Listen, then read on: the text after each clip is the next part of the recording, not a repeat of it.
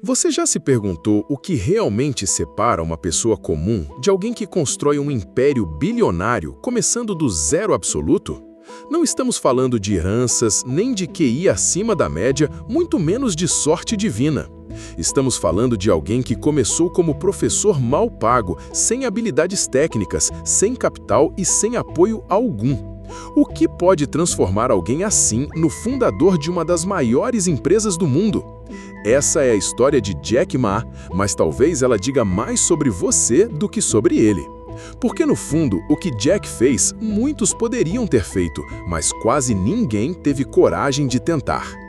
Imagine alguém que cresceu numa cidade pequena, onde o máximo de ambição era um emprego estável e um salário no fim do mês. Alguém que falhou repetidamente nas provas, foi ignorado em dezenas de entrevistas de emprego e ainda assim decidiu que não aceitaria o que o mundo oferecia. Jack não nasceu no meio da tecnologia, nem era um programador brilhante. Ele sequer gostava de matemática. Mas existia uma inquietação nele, uma sensação incômoda de que o mundo estava mudando e que ele precisava encontrar um jeito de não ficar para trás. Essa inquietação foi o combustível para algo que ele ainda nem sabia nomear. É curioso como a maioria das pessoas acredita que o sucesso começa quando você tem uma ideia genial. Mas Jack Ma mostra que, na verdade, tudo começa quando você se recusa a aceitar a realidade como é. Você já se pegou olhando ao redor e pensando, não é possível que isso aqui seja tudo? Pois é exatamente nesse ponto que nascem as grandes viradas. Não quando tudo está indo bem, mas quando o desconforto se torna insuportável. E é aí que começa a nossa jornada. Jack começou pequeno, mas o detalhe é que ele começou. Enquanto muitos esperam ter tudo alinhado, dinheiro, equipe, conhecimento técnico, ele foi na direção contrária. Quando teve o primeiro contato com a internet em uma viagem aos Estados Unidos, viu algo que ninguém na China via, uma revolução invisível acontecendo diante dos olhos de quem soubesse prestar atenção. Era 1995 e quase ninguém acreditava que negócios online poderiam funcionar no país. Mas Jack não esperou a aprovação. Ele voltou e, com uma ideia vaga e um computador emprestado, começou a testar. Sem códigos, sem investidores, sem plano de negócio sofisticado. Só a convicção de que, se o mundo estava mudando, alguém precisava ajudar a China a mudar junto. Por que não ele? A maioria das pessoas acha que grandes empreendedores são visionários que enxergam o futuro inteiro. Isso é um mito. Jack via apenas um passo à frente, mas dava esse passo com tudo que tinha. E é essa disposição de agir no escuro que diferencia os que assistem à história dos que a escrevem. Você já ficou parado esperando a hora certa, aquela sensação de ainda não estou pronto? E se essa prontidão nunca chegar? Jack não esperou. Ele aceitou a ignorância como parte do processo. Aprender em movimento virou sua estratégia. E é aqui que entra um ponto essencial, a capacidade de construir mesmo quando não há estrutura. Jack reuniu um pequeno grupo de amigos, compartilhou sua visão e os convenceu a trabalhar com ele no apartamento apertado onde tudo começou.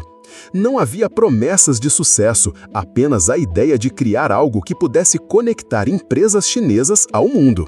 Você toparia entrar num projeto desses, com riscos altos, sem salário garantido e sendo chamado de maluco por todos à sua volta?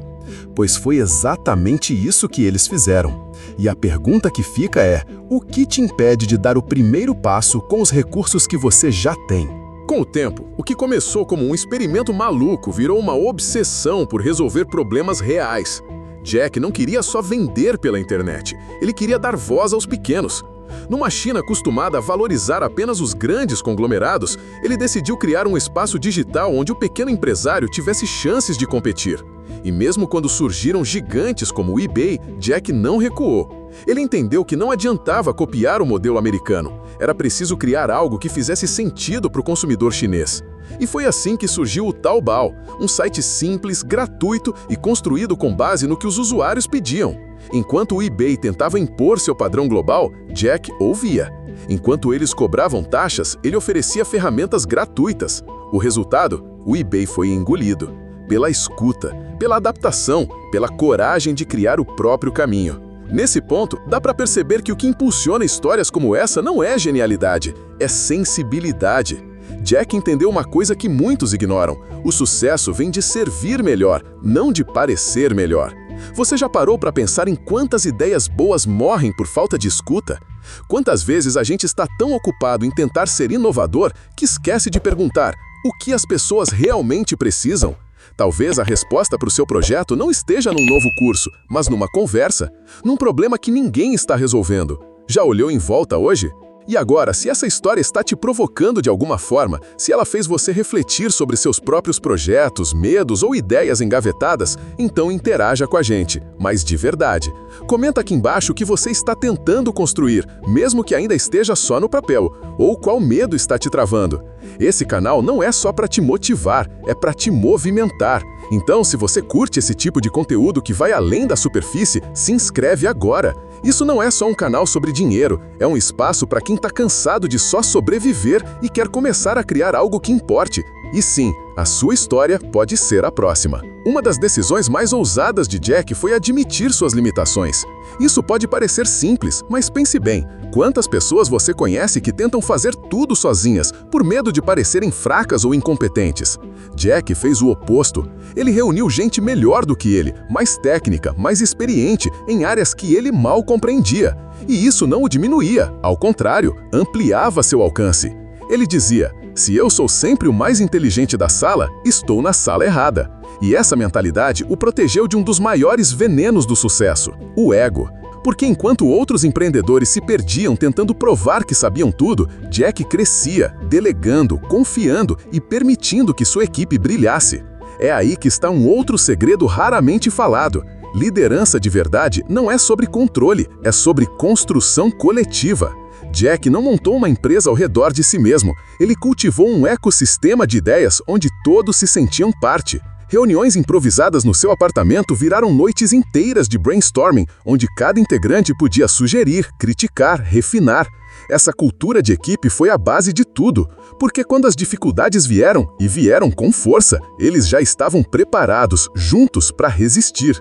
Se você está tentando criar algo sozinho, talvez o que te falte não seja talento, nem dinheiro, mas gente com quem dividir o sonho. Já pensou quem seriam os seus 18 guerreiros?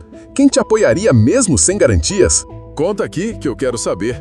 Outro ponto pouco explorado é a resiliência emocional necessária para continuar mesmo quando nada parece dar certo.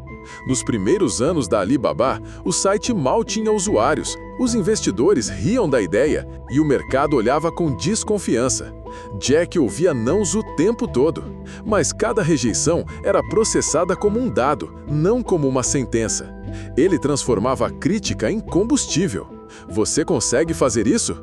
Quando alguém desacredita de você, você absorve ou rebate?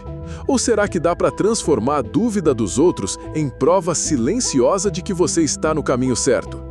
Chegando ao ápice da jornada, algo que realmente diferencia Jack Ma de tantos outros visionários é o modo como ele lidou com o tempo. Enquanto a maioria está obcecada com resultados rápidos, Jack falava abertamente: hoje é difícil, amanhã é pior, mas depois de amanhã será lindo. Ele não vendia atalhos, não prometia milagres. E mesmo assim, ou justamente por isso, as pessoas acreditavam nele, porque havia ali uma confiança inabalável no processo. Em vez de correr atrás do lucro imediato, ele construiu fundações profundas, preparou o terreno. Durante anos, a Alibaba operou no vermelho. Para muitos, isso seria sinal de falência. Para ele, era investimento. E quando o retorno veio, não foi qualquer retorno. Foi o maior IPO da história. Essa visão de longo prazo é quase uma rebelião silenciosa num mundo que venera a pressa. Quantos projetos você conhece que morreram por ansiedade? Que foram abandonados porque não deu certo rápido? Jack ensina que paciência não é espera passiva, é ação constante com direção clara. Ele navegou por crises econômicas, por ondas de desconfiança, por concorrência feroz. E em vez de mudar de rota toda hora, ele olhava para o horizonte. Esse tipo de foco é raro, mas é exatamente o que separa quem tenta de quem constrói. Para você que deseja ter liberdade financeira, eu tô deixando um link na descrição. O método Sua Renda em Casa foi o método que me fez atingir a minha liberdade financeira, trabalhando direto de casa sem pegar ônibus lotado, aturar chefe chato e ganhando mais de R$10 mil por mês. Se ganhar mais de R$10 mil por mês faz a diferença para você, então clica no link. E lembrando que os livros que leio sempre deixo aqui nos comentários. No final das contas, o que moveu tudo foi uma crença que nunca vacilou. Jack acreditava no impacto da internet nas pequenas empresas antes de isso ser óbvio. Ele acreditava no poder da colaboração, na escuta ativa, na humildade como força. Mas, acima de tudo, ele acreditava no valor de começar, mesmo sem saber tudo, mesmo sem ter nada. E talvez essa seja a lição mais poderosa. Não importa o quão longe pareça o seu objetivo, o que importa é o próximo passo. A pergunta que fica é: você está esperando ter tudo pronto para começar? Ou já entendeu que começar é o que vai te preparar?